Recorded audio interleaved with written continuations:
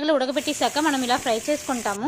ఆ వాటర్ వచ్చి వేస్ట్ చేయకుండా మనం ఇలా చారు చేసుకుంటే వేడివేడి అన్నానికి చాలా చాలా బాగుంటుందండి. ఫుల్ న్యూట్రిషన్ కూడా మనకు దొరుకుతుంది. చూడండి, కడిగేసి నానబెట్టేసుకున్నాక మనం కుక్కర్లో వేసేసి సాల్ట్ వేసేసి విజిల్ పెట్టేశాక వాటర్ వస్తుంది కదా, అది ఒక బౌల్లో వేసి ఉంచేసుకోవాలి.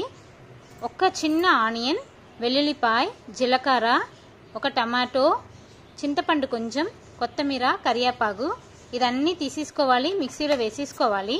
దాని తర్వాత దీంట్లో కొంచెం ధనియాల పౌడర్, ఒక స్పూన్ కారం, కొంచెం పసుపు వేసుకొని మిక్సీ చేసేసుకోవాలి.